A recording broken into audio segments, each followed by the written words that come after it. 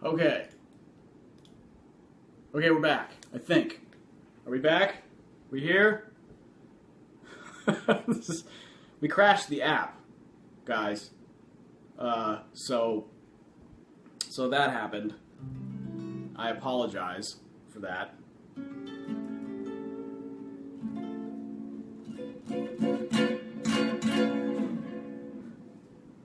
All right. Oh, Donovan's here. All right. Okay, people are coming back. Sorry, Facebook just took a dump.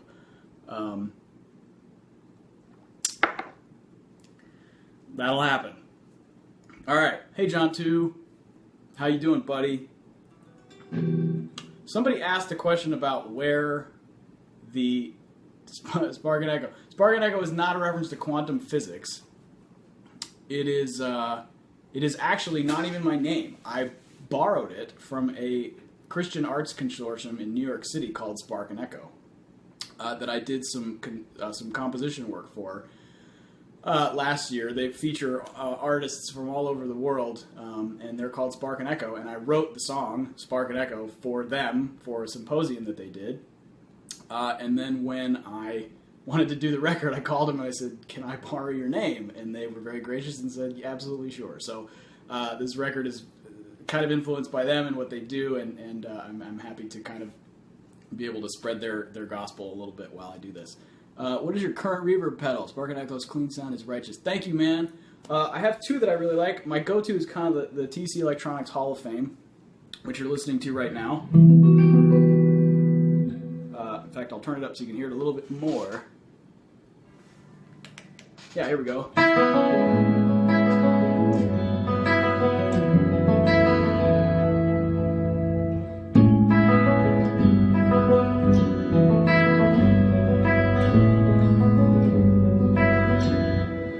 But I also have an MXR reverb, which is really fantastic, and it's actually on my touring cutting board right now. I'm about to leave out with Snarky Puppy in a little while, and that one will be going with me. So I sort of swap between the two. They're actually kind of different. So just kind of depending on what I need to do, I use them, but they're both really fantastic. Who is my go-to compressor? Hey, Landon. It's in a drawer. I'll get it.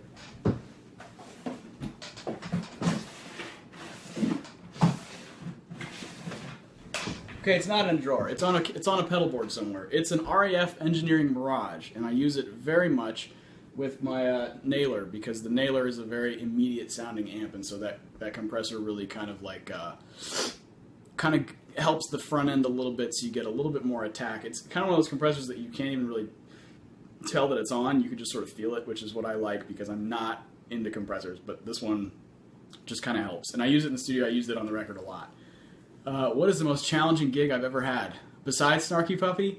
I've done some gospel gigs with an artist named Myron Butler, who's a dear friend of mine and who's probably one of the best gospel songwriters and arrangers that I've ever worked with, but his sessions are very intense. And we've had some very complicated arrangements on some of those earlier live records that he did. Not earlier, but we did a few years ago. But it's cool. Everything turned out great, and I'm really proud of those records. How did you come up with the chords for Montreal? Somebody asked, okay, why did we call it Montreal? Really simple. I was in a hotel room in Montreal on tour with the Pups and hadn't talked to my wife in a couple days. You know, we were just busy, just hadn't had a chance to connect, and I was just kind of bummed. So that's where this came from.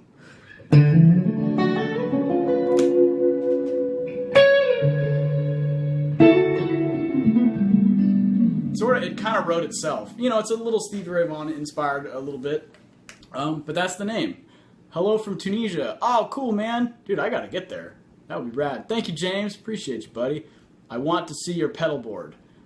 If you go to my Facebook page, my Facebook personal page, I'll put it on my music page as well, but I actually did a rundown of all the stuff I was using during the Spark and Echo sessions. But I'm going to try and move my phone without this thing taking a dump again, so you guys can see the pedal board. We're going live to the pedal board, okay? Here we go. There it is. I hope you can see it. Wait, hold on. Nope, that's me. Oh, wait. Turn the camera around. There it is. Here's what's on it right now. How many guitar players get to do this? See? I'm showing you guys my board. Everything's super cool. I'm a nice guy. Look, there's the pitchfork, there's the fuzz, the blue note, the Guthrie trap, the MXR, the Class A boost by Pigtronics, the JV-H3 modded Line 6 M5. Oh, there's a volume pedal. Look at that. Tremolo, Empress Tremolo, and then here we have the TC Nova and the TC Hall of Fame. There it is.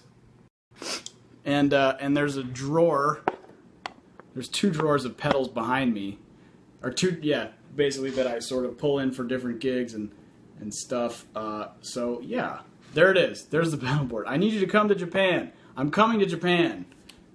June 16th and 18th with the pups, man. Yokohama and Tokyo. Have you ever used a Kemper? Yes. There you go.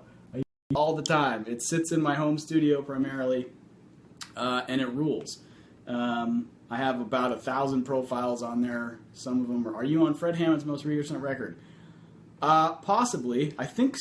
No, maybe I'm not. Did he put out... I don't know if he put out a new record. I did one called... God, I'm trying to think of what the last one I did was called. He may have put out another one without me on it, but they're all great, so you should get them all. Yes, I will write a column, Jason. I have 2 ideas out of 7. I'm working on them. Let's see. It would be great having you in Tunisia. You still... Oh, thanks, man. No, I don't use a cattle and bread. I use an Empress Trem. Do you use the Hall of Fame for the Montreal intro? Yes, I do. Are you planning on maybe doing some master classes or meetups of some sort? Yes, hopefully next year. These things take a while, but I plan on doing a clinic tour. Maybe overseas, maybe in the United States, just maybe like a week or 2 stopping in different colleges or different music stores and just doing clinics, gear demos, all that kind of stuff. So if you want to book me for one of those things, send me a message through my website, man. That would be great. I'd be happy to come and pretend to tell you that I know what I'm doing. This is good coffee, by the way. Do a clinic here in Dallas. I'm playing on Thursday. It's not a clinic, but it's a gig. Me and Horace. Horace is probably going to end up giving a clinic from stage because that guy's so freaking good. How do you practice? Do I practice modes? I did a long time ago. Now I just try to remember which ones they are. Did you compose Big Duck entirely by yourself? Yes, I did. Believe it or not. Believe it or not. Yeah. I'll play a little bit, or I'll attempt to.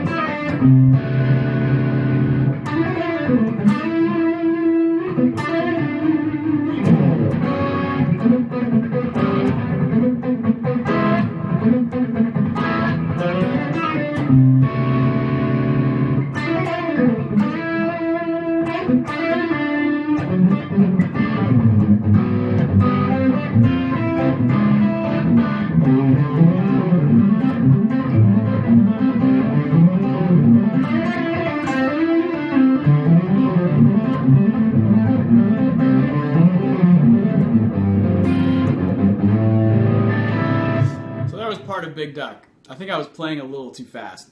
What kind of conditioner do I use? I actually don't use conditioner, Nick. But I do use Garnier Fructis. Keeps the curls intact. What kind of conditioner do you use, Nick? Oh, wait. You don't have any hair. Or do you now? I don't know. Maybe you do. Fred Savage. Ah, you're killing me, you jerk.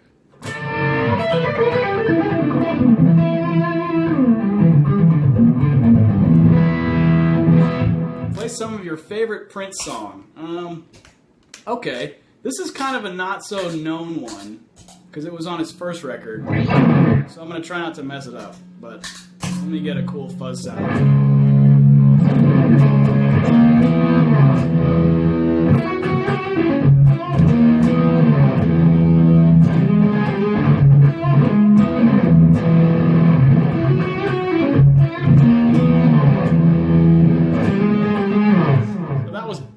I don't know if anybody knows the song Bambi, but it's on the self-titled Prince record, and it totally rules. It's just a guitar rock song. I love hearing Prince play guitar. He's one of the greatest guitar players in the world. How do you balance music with your other obligations? Wife, etc. Well, she's out teaching a Pilates lesson right now, so I get to sit in front of the phone and screw around. But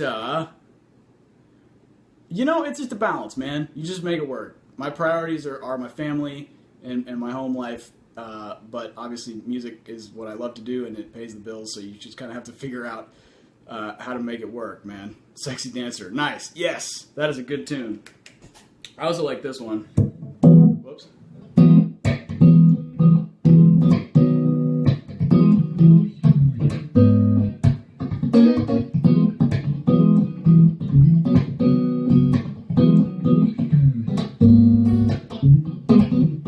Anybody ever heard Ben Lacey play that song? It's amazing. Check it out. YouTube that guy. Name 5 albums that inspired you the most. All right. Sure. Maybe Jeff Beck's Wired. Jimi Hendrix' Band of Gypsies. King's X Dogman. Probably the first John Scofield record I bought called Bump. That was a neat one. And oh heck. Maybe Asia by Steely Dan. I know I didn't put a Prince record on there, but I'll just say Purple Rain for the heck of it. But pretty much anything he's ever done has inspired me in some way. I could probably sit at home. In fact, sometimes I do sit at home and just do this all day.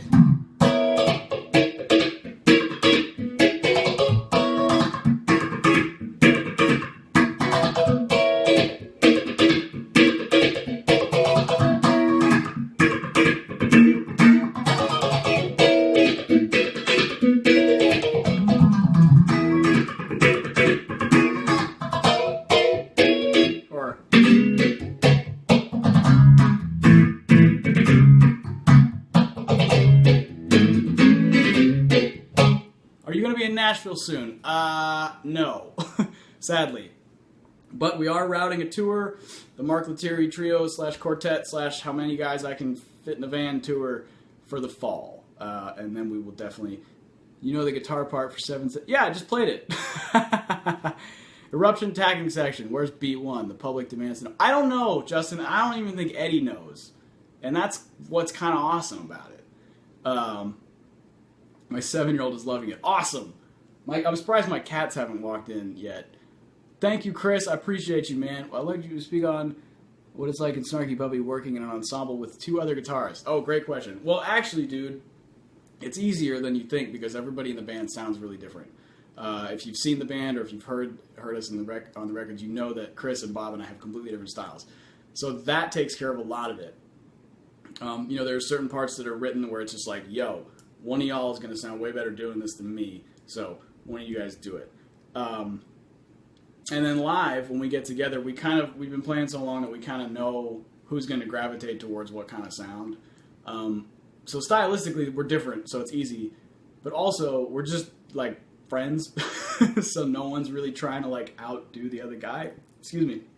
We're like, sure, we have, like, friendly competition as far as like if we have to solo against each other or something, but that's just all gobbledygook. But really at the end of the day we just want each other to sound great and the band to sound great, so whatever we got to do to make that happen, because y'all know if you played on a gig with 2 guitar players that are just not listening to each other, it's no fun. Hey, my cousin Eric is here. Hey buddy, how's the marathon running going? That's really far. I don't know how you do that. It's like far, man. Just drive. Play a tune from the new record and talk about your compositional method. How do you keep from falling into standard instrumental? Justin, that's a great question, man. Well, let's see. I'm trying to think what tune I could kind of play by myself. Play a couple of them. So, like, let's see. Well,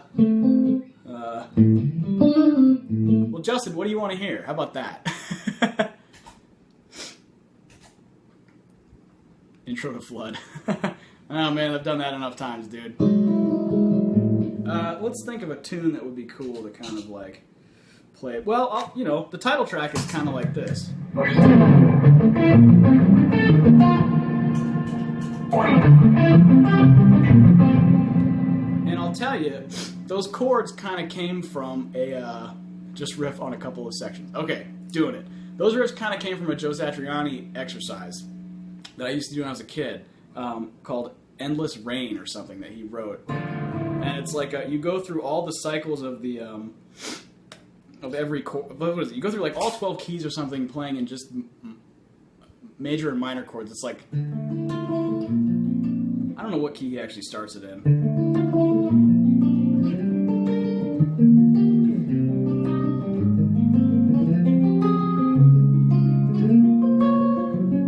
So that's this exercise that he wrote. And my old guitar teacher in high school, Gordon Kahn, taught it to me, and he would have me solo over it, but I can't. But what I did take from it is this really kind of neat movement here. So I use that as kind of part of the... So I guess, I don't know if I'm going to get sued or something. I hope not.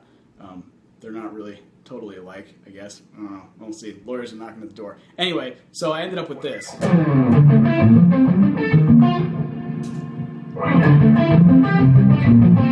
that's kind of like the, that's like the guitar guy riff. This is kind of the guitar guy song on the record. I figured I needed one. And then the melody just sort of came in my head. I just sort of sung it.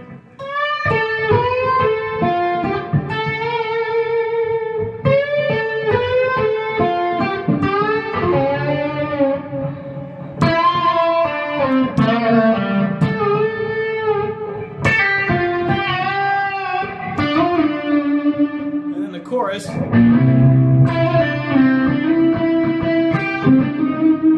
Well, I could kind of play the whole thing, but it's fun. It's no fun without the chords behind it. Justin, to kind of answer your question though, compositionally, I try to not think like a guitar player. I just try to think like a songwriter, and so it's kind of like, okay, what does this song need? And I am very influenced by pop music, so if you listen closely, the songs do kind of have a pop format: verse, chorus, bridge, solo, chorus. Of course, I throw some other things. So yeah, you just asked. Wade Krantz talks about the importance in verse. Yes, I do, absolutely. So I kind of start with that just because that's what my ear likes to hear. I've never been like a jazz type composer where there's kind of like big open sections and things. That's just not how I write. I like everything to kind of be in segments that are like little bits of ear candy that can kind of keep people interested. Hopefully I'm succeeding at that. I don't know. Yeah, so, a song like Slant, which I will be showing the video for tomorrow, has a section. This is essentially the verse section, verse and the intro.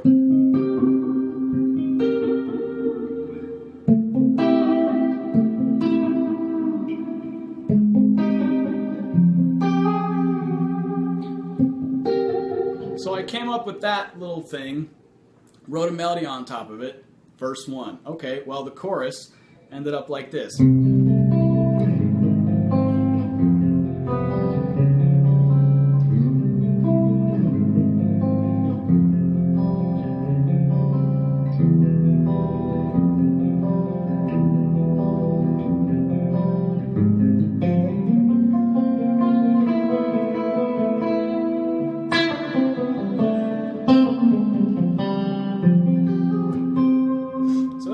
So you have a verse and a chorus, and then there's a bridge section and a solo, and then like a kind of an outro vamp, and that's really it. Yeah, thanks, Justin. Yeah, come over to the house one time, man. We'll do some stuff. Yeah, I try to keep the guitar solos on this record are maybe a little longer than I anticipated, but still not the kind of like 7-minute jazz odyssey thing. I just don't do that. Like some of my favorite solos are like 8 bars. Like the stuff that Van Halen used to do. It was like in, out, done. Great. Let's go hang. That's kind of what I came from. Live will stretch them out a little bit more. But what would be another example of a tune? Like maybe like Extra Special, which is like an older tune.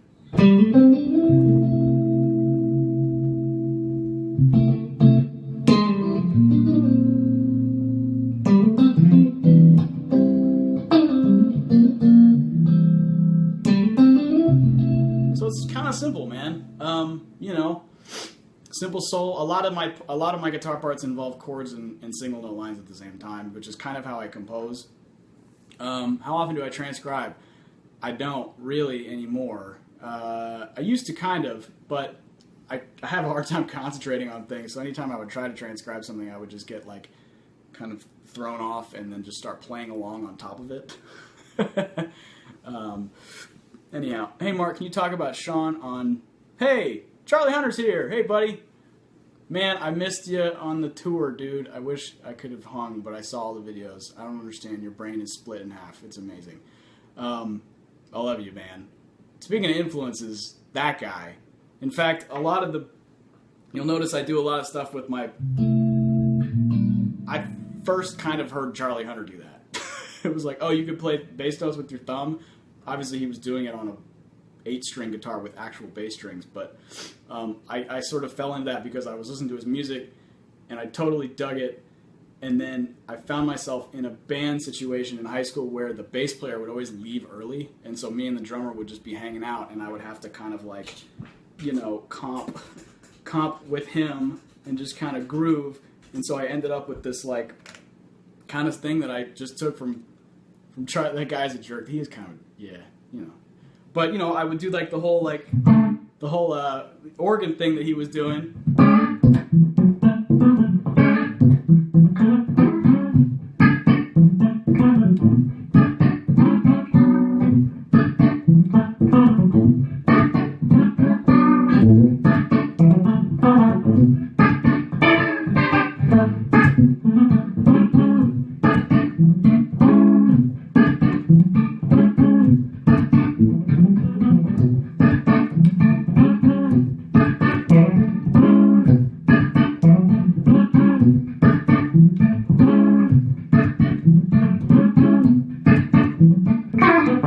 Well, it ain't you, pal. I'm trying to get there. So Charlie kind of occupied a big part of my guitar playing as a young lad, and he's a Bay Area guy too. So go Giants or Warriors. But yeah, man, and he's got a record coming out on Ground Up on Snarky Puppy's label, which I know is going to be shredding. So anyway, yeah, man, he rules. You rule, dude. Is that an I can't read. EHX-B9. No, that's actually the line 6, man. Yeah, that's the little organ sound. How do you maintain our current schedule as a working guitarist while holding the position as Dean of Women's Studies? L.A. Williams, ladies and gentlemen. He'll be here all week. Remember, the 7:30 show is completely different from the 5:30 show. Tip your waitress. Name 3 things you like most about touring. And name 3 things you like least about touring. Oh, man. Well, you get to see new places, you get to play music with your friends, and you get to eat great food. Those are the 3 cool things. The 3 not so cool things is you don't always really get to sleep very well, depending on how well you sleep in a bed on a bus. I've been on tours where I didn't even sleep on a floor. Like I slept in I was like sleeping on a floor. I remember sleeping in a drum case, like a drum baffle. That was a good one. In the early days, there was a lot of that, You tend to, number 2 is you kind of tend to lose track of time. Like you go like a couple days and you're like, oh, is it Thursday or is it Tuesday? Or, oh crap, I forgot, so-and-so's birthday or something. Because a lot of times it just is kind of like Groundhog Day, And then the third thing is, you just don't get to hang out. You miss people, you miss your family or whoever you left at home, but it's a balance. You do it. I love doing it. I love playing live. I love playing music for people. So hopefully I'll do it until I can't do it no more. Show us the pedal board. All right. Well, we did this already and then the app crashed, so I'll do it again. I'm also going to need to get a water. Pitchfork by Electro Harmonics, Dunlop Fuzzface, the Germanium one. Rocket Pedals Blue Note, Rocket Pedals Guthrie Trap, MXR Phase 90, Pictronic Class A Boost. Volume Pedal by Ernie Ball. Jack Vaughan modded M5, line 6. Empress Tremolo. TC Nova Delay, TC Hall of Fame. Thomas says, were you using a Pog for those octave sounds? Thomas, actually that was the Pitchfork, which sort of does the Pog thing. In fact, this is one of my new favorite pedals. I'll kind of demonstrate what it's doing right now. It is a somewhat intelligent harmonizer in that you can sort of set it to thirds, fourths, or fifths. Whoops. Here we go. Turn off the organ sound. So now I've got a little bit of... I put verb and delay on everything because why not?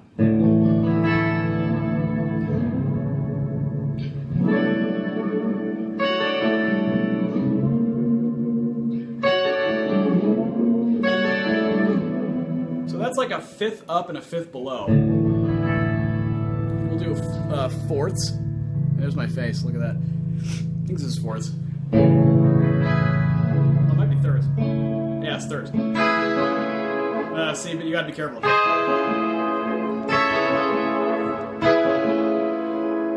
But my favorite thing it does is you can actually just kind of do... You can take out all of the dry signal and literally detune your guitar. So... Instant baritone guitar.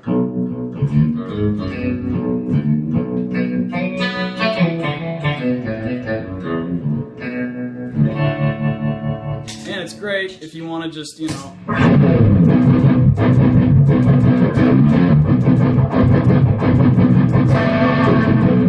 which I do on occasion at home. How do you record? Software? I'm a Logic guy. I love Logic. Sometimes I will mic my amps and run them into Logic through my Apogee, but a lot of times I use my Kemper because it's actually really amazing. It sounds like Charles and Pearl I don't even know who that is. Charlie, your jokes are above my head, dude. You should, I don't know. Did you try the new MXR Reverb? Kicks Hall of Fame any day. I have both, and they both rule for different reasons. But yes, I use them both quite often, actually. As I was saying, the Hall of Fame is on my studio board right now. The MXR is on my touring board. So, they're both getting love. So, no, the Dude pedal any longer. No, I still use the Dude. It's on my touring board. I'm just going to show you guys that because that's what we got. What is the radius on your garage? I'm not sure. I think it's it might be 10 inches. Here's the infamous cutting board, or as I like to call it, the touring board. It looks like a spaghetti mess. But yes, here's the good old MXR Reverb. I'm really enjoying the Epic setting, by the way. TC again, MXR carbon copy. New Rocket Tranquilizer. It's like a sort of a vibe pedal with a little bit of phase in it. Here's the Dude. Here's the Guthrie Trap Overdrive, the small one. And here's another volume pedal. And that's it. And you can cut vegetables on this side. Winning. Oof. I got the idea from Johnny Fung. Hey, Cesar CTM, man. I wore my ears this morning on my TV gig. Wow. What kind of hair stuff do you use? Garnier Fructis. Brah. I'm going to turn this off. I feel like I'm in a makeup chair. There we go. Oh, but now I have this weird halo thing above my head. Maybe I'll turn it back on. There we go. Alright. Yeah. I think I'll switch to a different guitar. Did you get a new guitar in the mail today? Maybe I did. I'm having fun. This is fun. Okay, what are the things you wish... Oh man, this is going really fast. Do you use the Vertex boost? Yes, I do. I broke it, though. I kicked the switch off of it, so I need to get it fixed. So here we have the Collings. This thing is pretty fantabulous.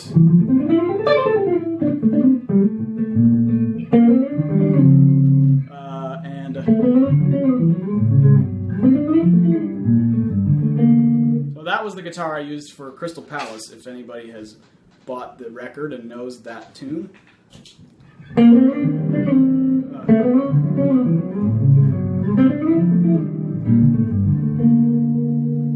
So this is one of my all-time favorite guitars. I don't know what I did with it before I got it. Oops.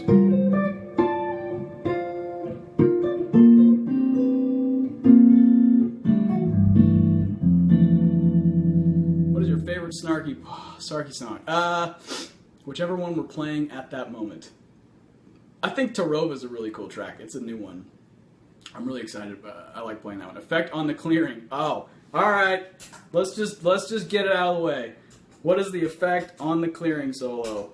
Line 6 growler. It's the pink one, and it goes like this. Nope, doesn't go like that. It goes like this.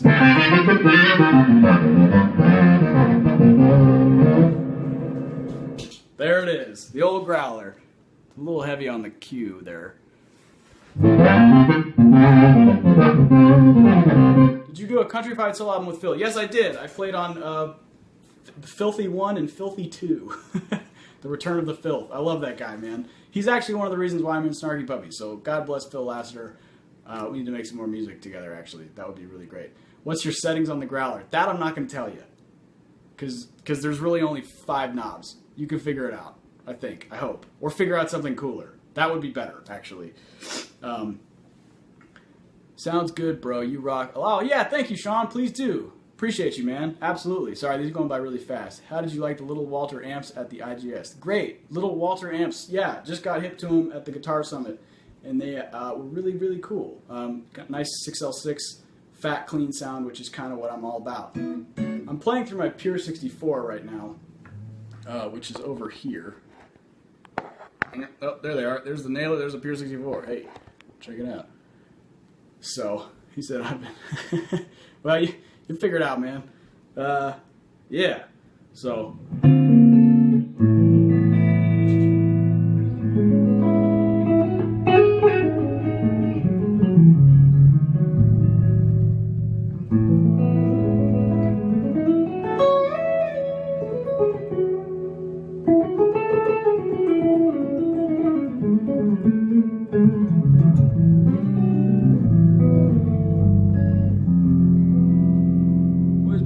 about pedals. I like plugging into sound card. You can do that. How do you prefer your fans to consume your music? iTunes versus Bandcamp versus Spotify. Okay. My good friend of mine from a publishing company who I will not name are having a conversation about streaming stuff today. I understand it's the way of the future. I just like my music to be listened to. But there are certain services that are a little better towards the artist. Bandcamp seems to take care of people. Good old just buying a CD at a show is actually probably the best way to do it. But I know obviously it's like I'm not touring in your neighborhood all the time. So the more physical CDs you can get, I think are probably better than downloads. Anyway, put your music on vinyl. Yes, I should. I need to remaster it though if I do that. So if you buy some more, Teddy, then I can afford to do that. Favorite song to play on a new album? I've been really enjoying playing Spark and Echo Montreal. Another one I really like, which I will release the video for soon, is whatchamacallit. Shoot, I can't remember the names of my own songs. Somersault, which is a fun little country ditty. Switching guitars again. All right, this is like Guitar Center Day or something. It's a little out tune. I'm sure you guys wanted to tune in to watch me tune. If I buy a physical CD, will you sign it? Of course, man. Well, except they don't come from me. They come from my record label. So I'd have to meet you somewhere to do it. Can you tell me what is... Oh, shoot. It just went away. Any plans on coming to Charlotte soon? Hopefully in the fall, man, in October.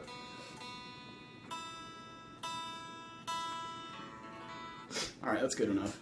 7 Summers. Yeah, dude. One of the best records that came out last year. And probably this year. Sean Martin is the man. What made you play a Tears for Fears song? I just love that tune. And I've played it to death. But I keep telling myself I'm not going to play it anymore, but I keep playing it. They really wrote an awesome song. And I don't think that I made it any better, but it was the least I could do. Hey, when you come to Orlando, let's make a CTM. Yeah, duh. Of course. Caesar. Let's do it. So, anyway, so I'm really enjoying playing Somersault. It's kind of twangy.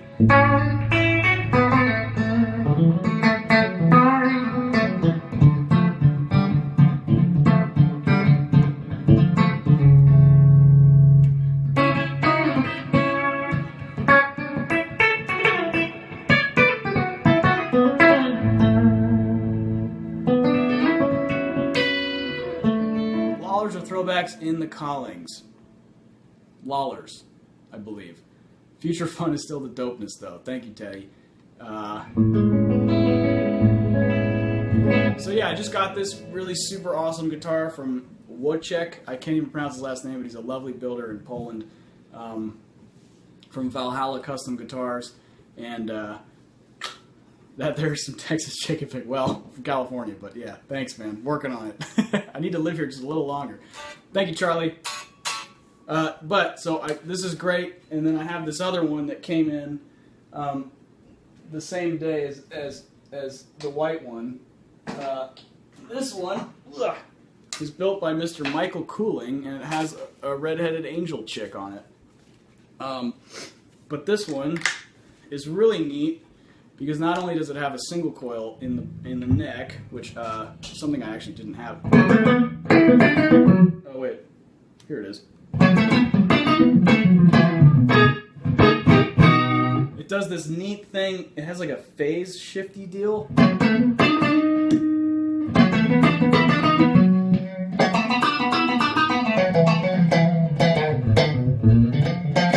So it kind of sounds like there's somebody holding your nose, but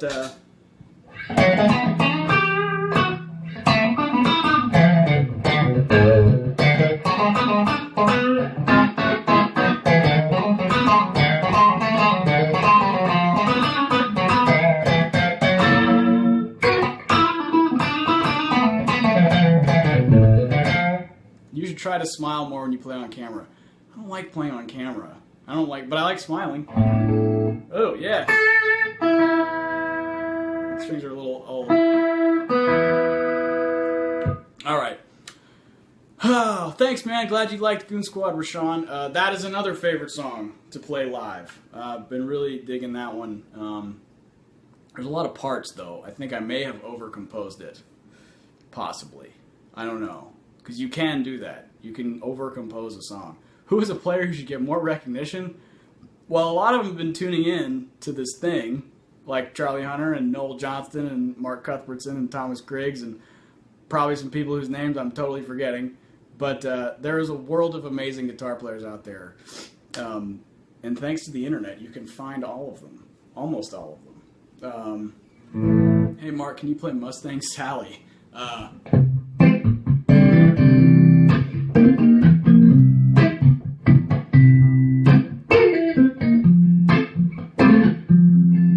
That right? Play the dirty end solo on Slant.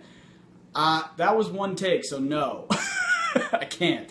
It wasn't one of those, that just sort of happened and we were like, cool, got it, great. There it is. But, oh, thank you, man. Hey, Marcelo, I miss you too, buddy. Hopefully I'll see you soon, man.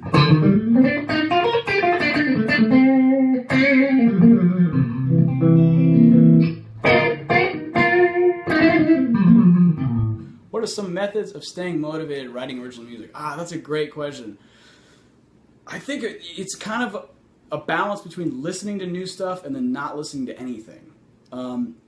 Sometimes I'll feel really creative after I've listened to something that I just discovered that was just different. And then sometimes I'll feel creative if I just kind of give music a break for a little while. Just not listen to anything, not even play guitar. Like, I know that's weird, but like sometimes I'll go, like I'm going on vacation this Friday to go see my family in California, and I'm not going to bring a guitar.